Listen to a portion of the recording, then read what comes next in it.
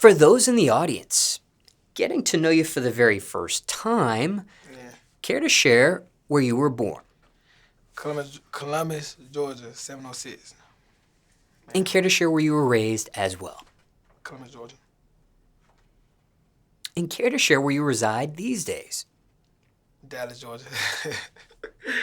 We stay so far out. Now, when it comes to Columbus, did it get any more specific than that for you, where you were raised? Like a particular portion of Columbus? Something you claim in Columbus specifically?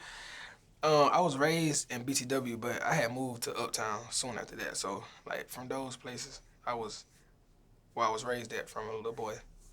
And if we zoomed out here, and let's say there was a circle chart of 100%. Well, before I ask you this question, what age was it when you moved to Dallas, Georgia? Very recent, like 18.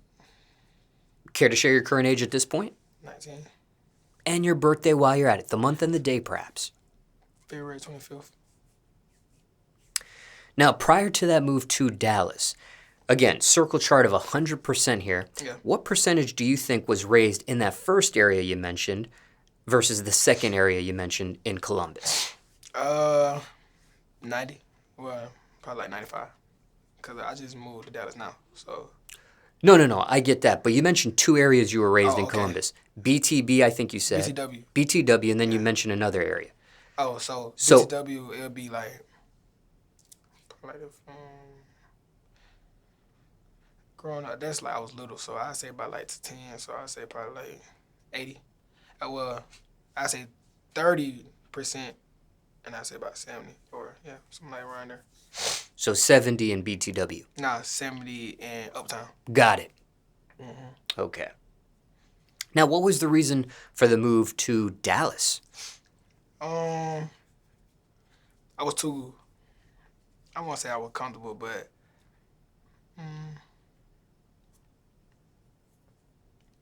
better. It was like a better push for me than where I was at, basically. Because Columbus is dangerous, you know what I'm saying? Yeah, you'll be easily falling into something. So. And for those in the audience who are not familiar with Columbus, Georgia, or Dallas, Georgia, how far are those distances to Atlanta, for example? From Dallas to Atlanta, like 50 minutes. And from Columbus to Atlanta, an hour. And why not move to Atlanta? Because you do collaborate with other influencers there, and things of that nature. I feel like we could stay in Atlanta too, but being in Dallas, like, I think it's like the best decision for us because we are far distance from everybody, and we can go still be with everybody. And who's we? Me and my brothers, TJ and KJ. Now, what was that really like? Whether it was the 70 or 30, doesn't matter. We're going to lump it all just as Columbus here. Growing up in that area for you. It was very challenging. Like, it was hard. Like, a lot of us came from nothing. Like, I seen a lot of my homeboys come from nothing, and I seen a lot of my people get killed. So, it was very hard. Like, but to be like one of the select few to make it somewhere and do something. Yeah. Grateful. Now, that description you just presented, when you said you've seen people get killed, you actually saw people pass away in front of you? Oh, yeah. I seen somebody pass away in front of me before, yeah. How many times have you seen that?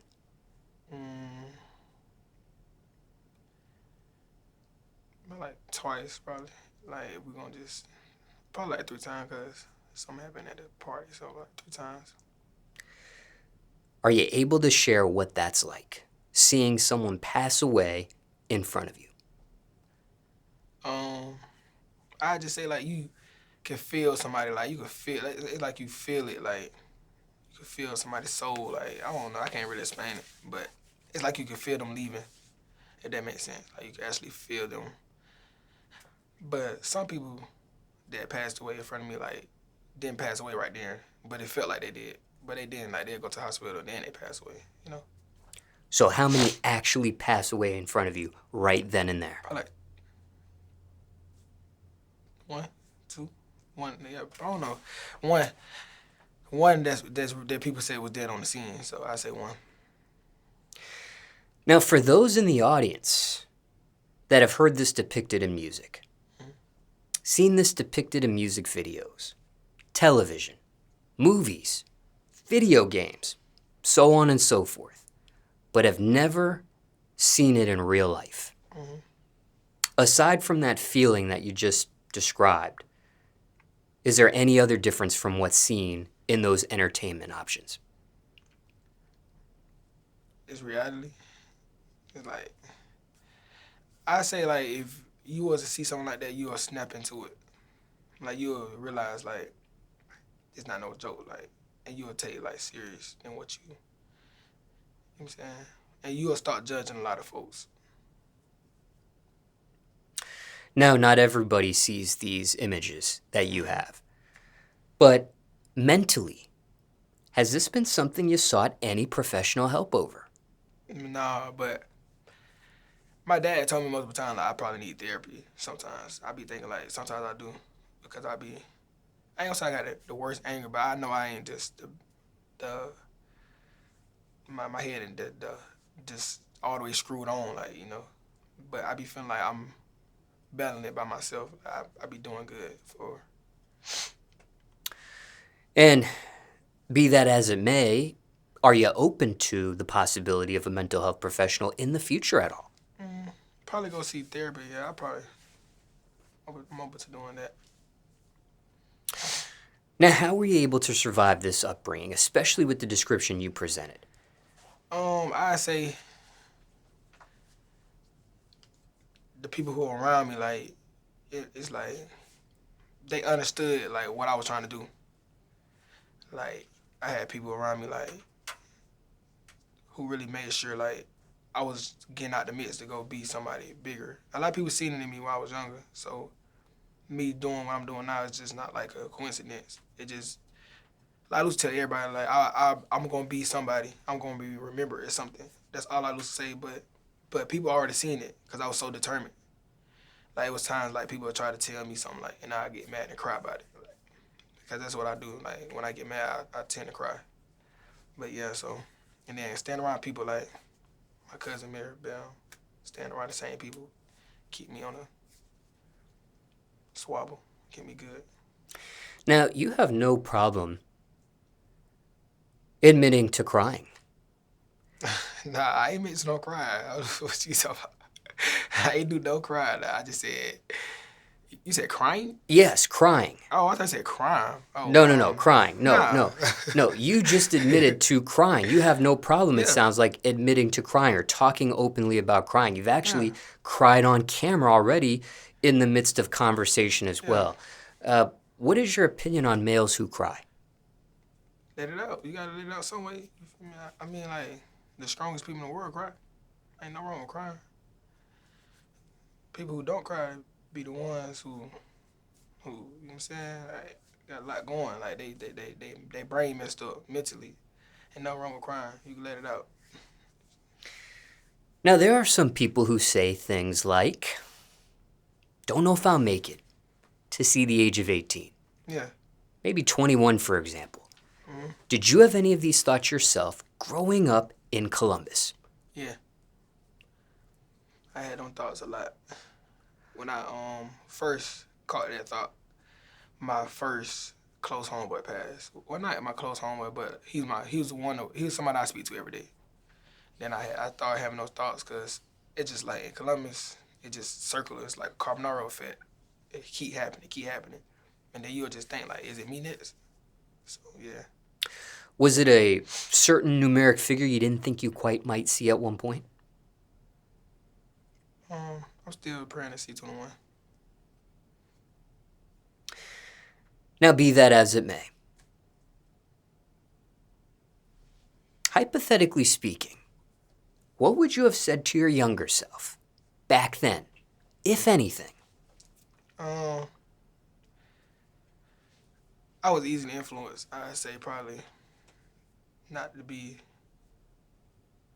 don't really too much care about people's opinion on you.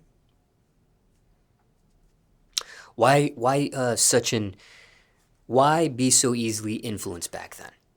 Because like the way I was growing up, like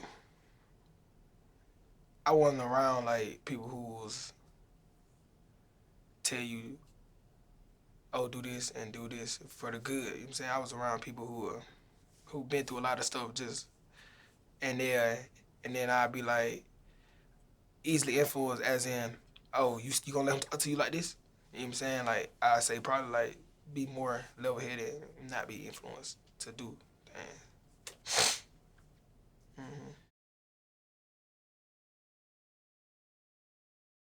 With the name BJ, what does that acronym stand for? Unless that is the actual name of yours. Now, it's my middle name, and then they say I look like my grandma, so her name was Buki, and then they call me like Buki Jr. And then because I look like my grandma, so yeah. And you mentioned the Unk previously. But do you follow a religion by any chance? Christian. And why Christianity for you? When I grew up, I was be with my dad, but we stayed at my grandma's house, and she was like big on taking me to church and stuff like that. Even though like I think I got this like disorder when the pastor get to talking for too long, I go to sleep. But I'm big on Christian though. I learned that you don't need to be in the church to be a Christian. Like. And how long is too long before you end up passing out, so to speak? I want to say like good like 20 minutes. He'll get to it. After they get to singing, and he'll get to talking, and so he say about 2 amens, I'm gone. And that was in the past. You're not like that anymore these days, are you? No, I am. That's why when you did the interview with Nick and you was talking, I was over there asleep. Yeah, I'm gone. Yes, you were. I was gone. Okay, so when it comes to Christianity, however, does it get any more specific under that religion for you, like a particular branch or denomination under Christianity? No, I'm a Christian. I believe that some things that's in the Bible has been man written, or like people was put it in. Some people put in stuff in the Bible. So I don't believe I like too much of. I believe everything that I feel like what makes me feel. You know what I'm saying? I can't really explain it, but yeah, I'm big on Christianity. Like I pray, stuff like that. And this grandmother you're referencing on your father's side as well, his mother. Got it. And is that also the grandmother you're referencing that you look similar to? Nah, that's the one I'm referencing right now. She's my great grandmother. Okay. So yeah, she we stayed with her, and she passed in the house that we stayed in. That's my first time seeing somebody pass. Well, like that. Mm-hmm. And that was great grandmother on your father's side as well. Mm-hmm. But the one that would take you to church was just the grandmother. Not the same one. Oh. Yeah, the great grandmother. Yeah. Okay, so when you use the phrase grandmother throughout this recent portion of questions, you've been referencing the great grandmother. Okay. And you didn't actually see her pass away. She just passed away in your house. Yeah, I went in there and she was gone, like she was just asleep. So I ain't just like saying I'm seeing her, but we found her passed away. Got it. And do you recall what age that was in your life when you saw that? I don't want to be. I know it was on Easter. It was on Easter. Yeah, it was on Easter. Do you recall if you were in middle school or high school at that time in your life? I don't want to lie. It was a minute ago. But I know for sure I was in school, though. I was in middle school because I think I got some old Snapchat memories I had.